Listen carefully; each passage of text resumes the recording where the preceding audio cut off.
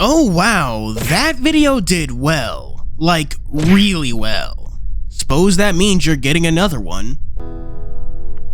So where do I begin? Let's start with the name of the game, Tokyo Afterschool Summoners, called Asamo for short. It's one of the few gacha games actually aimed at the queers. This game isn't a waifu war, this is a husbando havoc?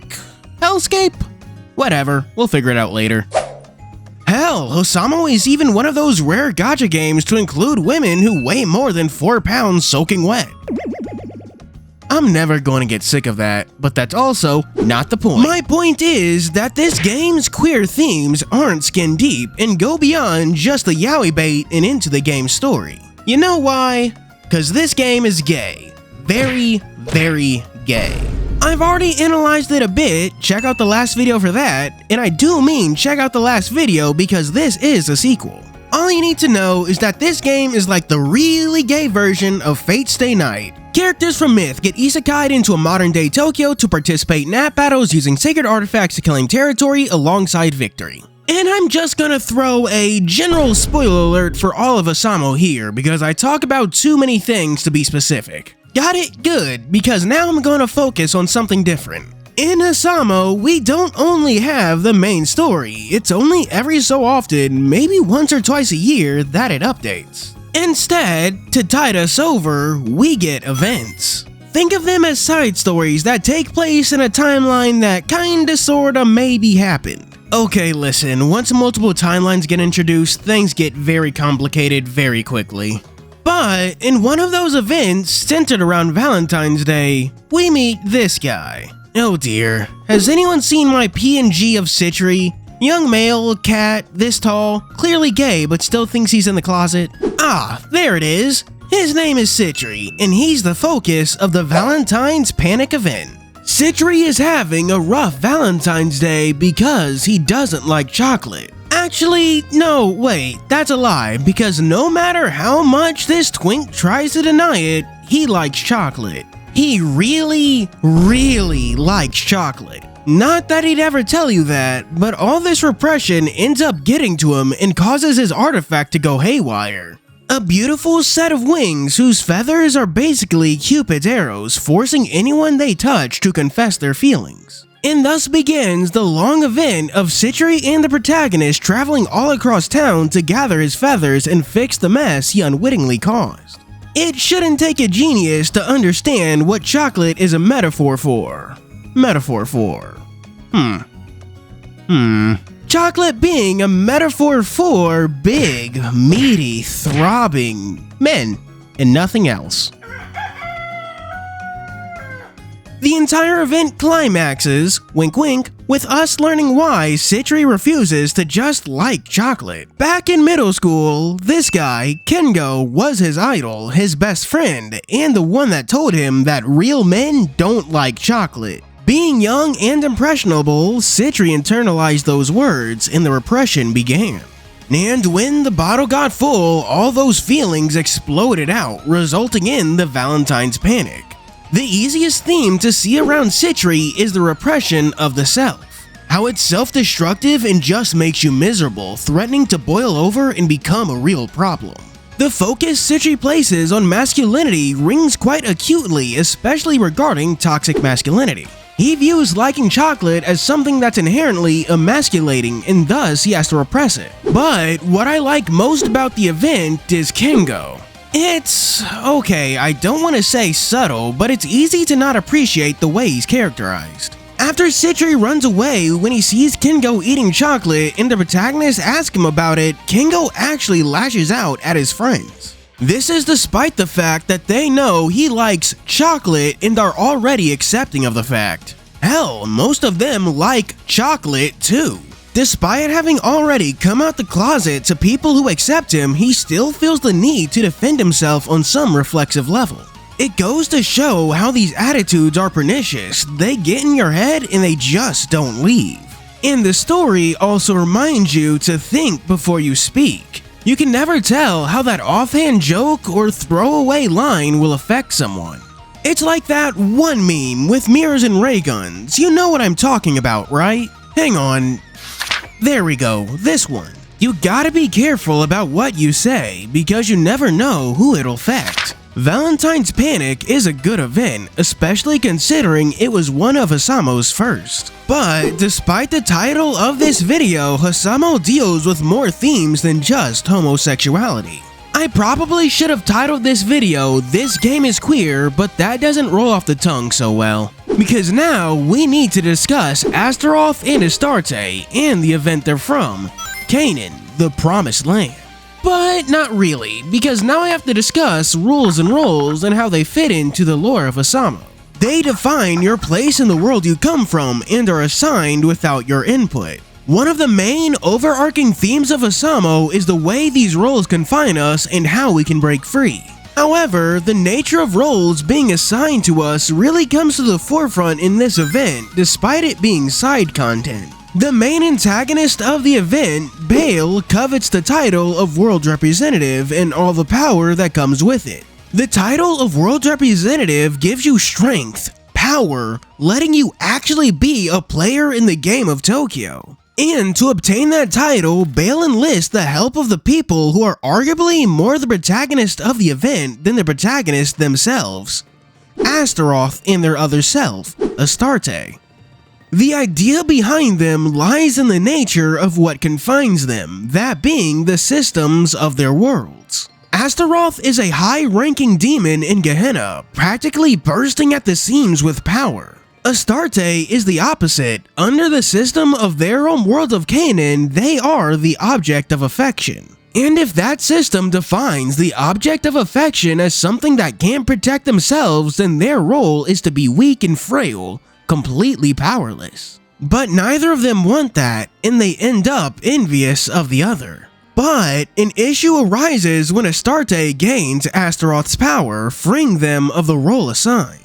The role of the object of affection gets reassigned to the protagonist, and as such as the role assigned to them, the protagonist is rendered weak and frail, completely powerless. And that's what makes Bale's plan fall apart. Neither Asteroth or Astarte are willing to do unto others what they couldn't stand. They aren't going to assign anything to anyone when they know how much it sucks for that to happen. But focusing back into the point of this video, I'll ask if any of you noticed my specific choice of words. Just like with chocolate, roles are a veiled allegory, and in this instance, they're being used as an allegory for assigned gender. The metaphor isn't particularly complicated, or even all that metaphorical considering Asteroth's unit is called the disparity of body and soul. There's even a moment in the story where Astarte openly asks if she wants to be born as a boy or something else or something new. Maybe I should change the title from queer themes to queerness because there's a point where it stops being trans subtext.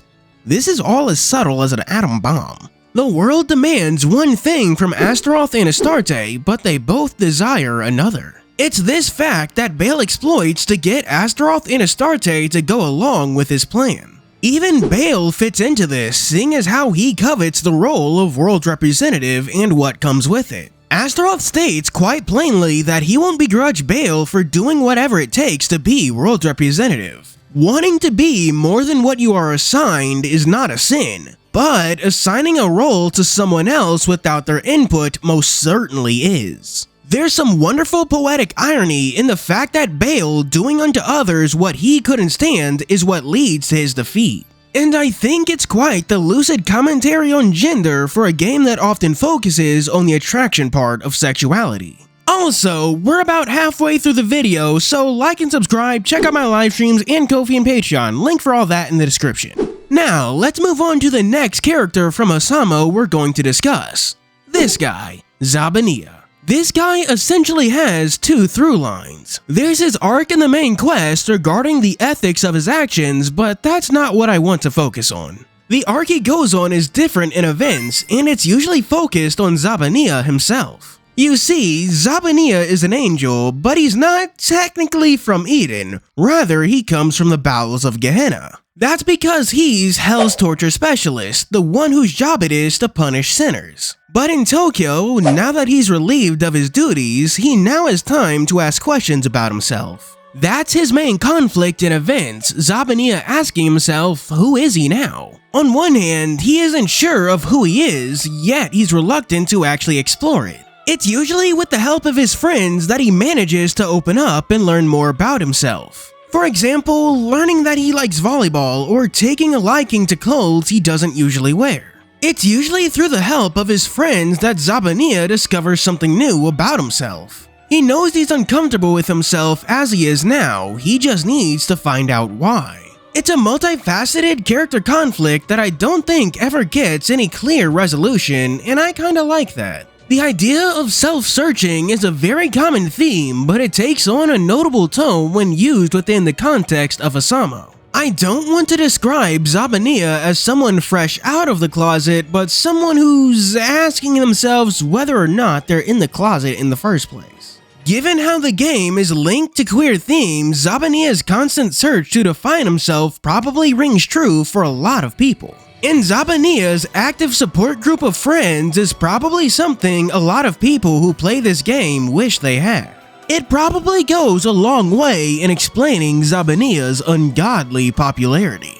The final character from Asamo we'll be taking a look at is this guy, Tendallos. What makes him unique is, well, a lot of things. The biggest of which is that he doesn't really have a physical body, existing only in cyberspace. While that may seem like a major downside, it works quite well since he is a live streamer. But he doesn't really stream games, he's one of those drama channels focused on finding dirty little secrets and digging them up.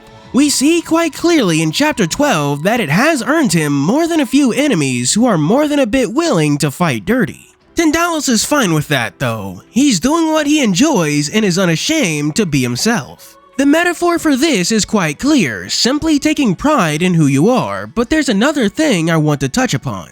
Tendallos' sacred artifact is his tongue, and it functions like a needle. Watch his streams and he'll stick you with it, turning you into a werewolf, releasing all inhibitions and letting you be your true self for a moment. It's the reason behind his catchphrase, "Today, you're Tendallos too." If Tendallos is unashamed to be himself, then by watching his streams, you'll be free too. His whole deal is a lot like Zabania's, but turned completely on its head.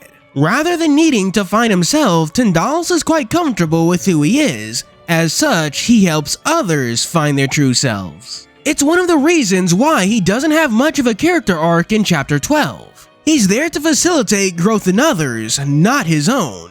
He's there to help Captoblepis, not be helped. Now that I've gone through all the characters, let me ask that you put it all together. Why did I choose to speak about these 5 together in the same video?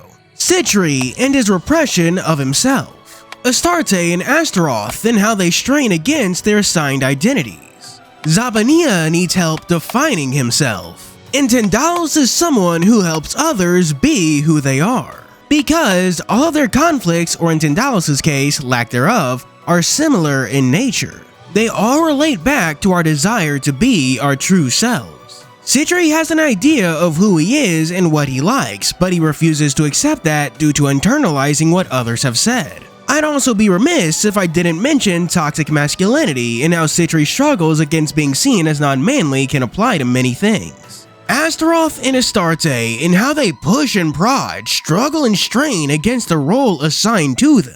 Zabania, like Asteroth and Astarte, isn't exactly sure of who he is, but his take is broadened out beyond gender and into his general identity. Slowly going out of your comfort shell and learning who you are. And now, bringing up the rear, we have Tendallos, since he's essentially the kind of guy Zabania would need. Someone who's shamelessly sure who he is and can give that lesson to others. It's like the thumbnail says, this game is gay, although it should probably say queer. Its themes touch upon various aspects of our identities, linking back to what a lot of its player base feels. And that's part of what makes the writing in Asamo so good. That's the end of the video, but as always, we have to do our Patreon shoutouts. For our 3 stars, we have special thanks to 87 Werehog, Deku, Zora Chow, Tron, Garen Lefay, Dranking Yara, Anon RC, Lightning Shadow, and Kayun. For 4 stars, we have Miki Moon and Miko, VTuber and content creator.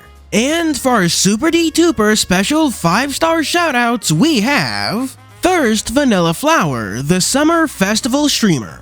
Then Poor Mage, the Angel of the Apocalypse. Followed by Hodari Lion, the Wings of Fate. Next, Sky King 64, the Winding Golden Snake. And finally, Mahagasaur, the Undying Flower. Thank you for watching. Do be sure to like and subscribe and check out my Ko-fi and Patreon. As always, this is Joe's Fury signing out.